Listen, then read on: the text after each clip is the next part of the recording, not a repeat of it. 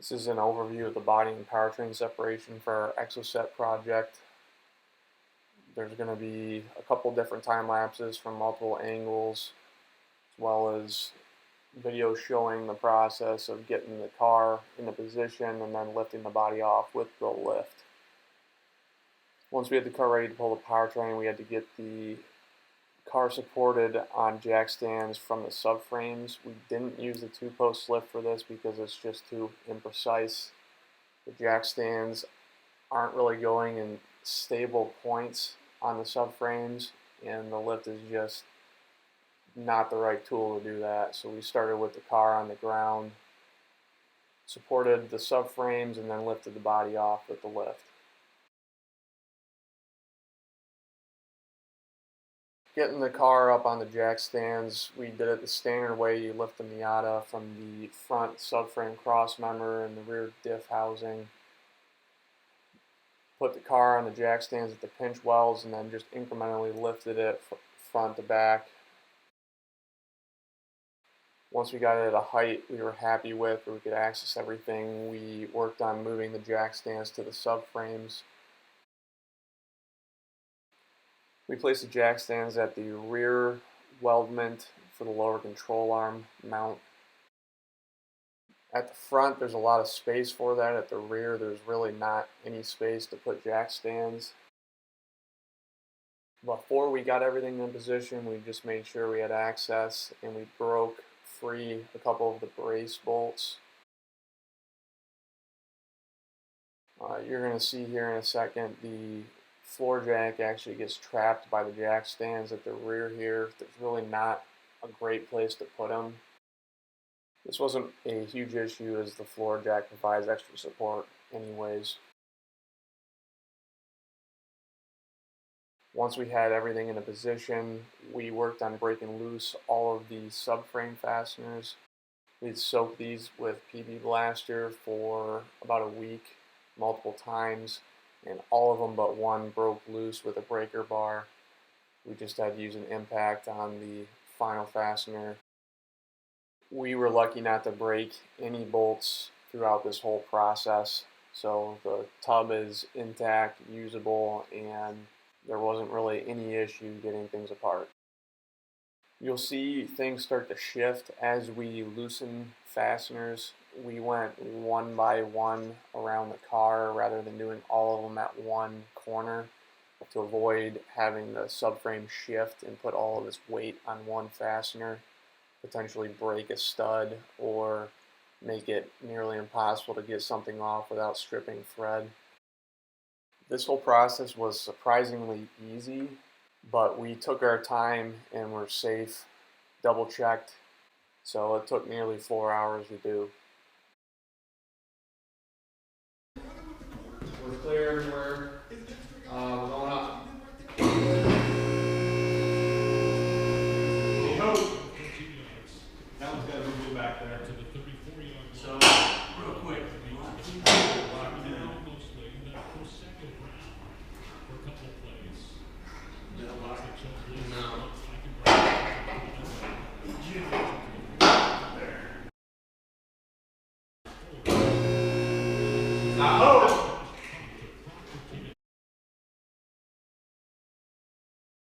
Good. I'm going to put it on. Bump it. Okay. All right, going up. Free over here. Everything looks good. Going up. Pretty good here. Good.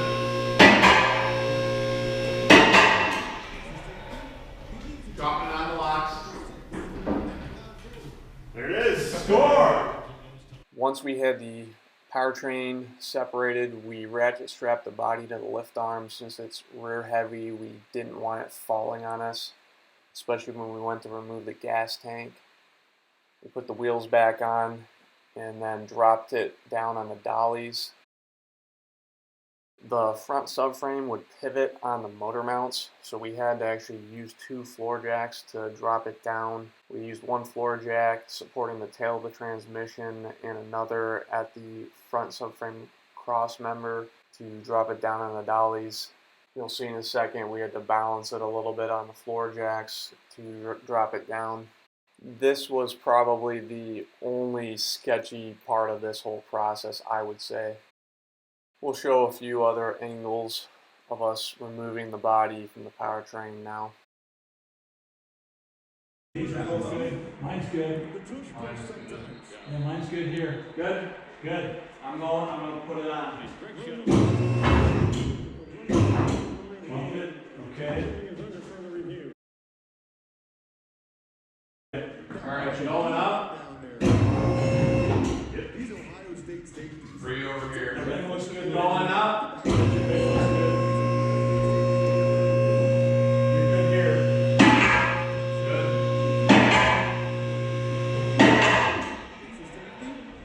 Dropping on the locks. There it is. Score! The two-post lift made this much easier than the typical method I've seen where people use an engine hoist to lift the body. These are both good. Mine's good. Yeah, mine's good here. Good? Good. I'm gonna put it on. Good. Okay.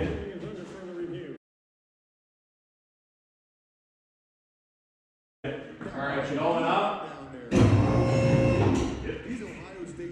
Free over here. Everything looks good. Going up. You're good here. Good. Dropping on the locks. There it is. Score!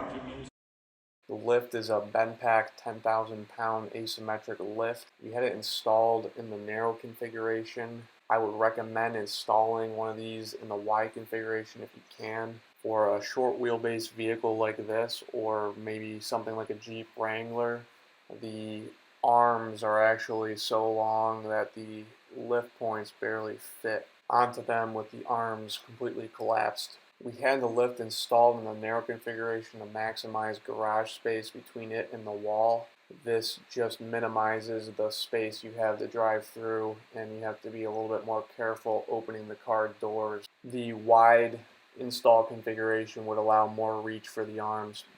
So this is the Miata roller skate.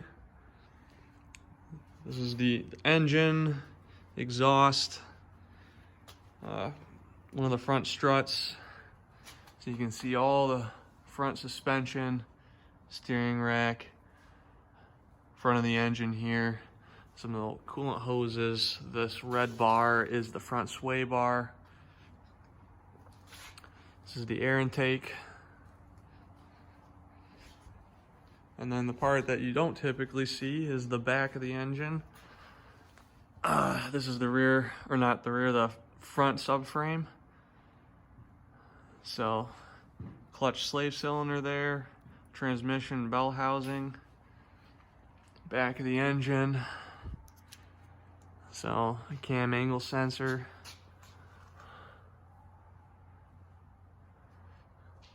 bell housing for the transmission, and then the lovely Miata shifter. So direct mechanical connection to the powertrain, which is one of the reasons it has such good feeling. This right here is the power plant frame. So that's unique to the Miata. The power plant frame connects the transmission to the rear differential. So that's the rear diff. Stepping over this, there's the nose of the rear differential and the drive line running inside the power plant frame.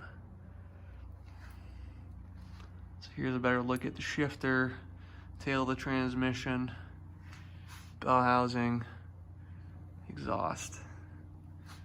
And then this is the rear subframe, and it just houses the differential axle shafts, or the half shafts. And you can see the rear suspension double A arm here as well. And then the red is the rear sway bar. So that is the complete powertrain from a Mazda Miata 1990 to 2005. And then here is the empty body. Not a sight that you get to see very often.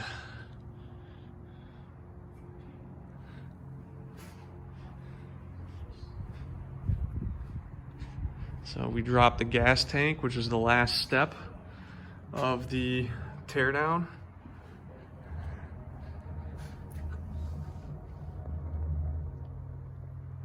And we're done.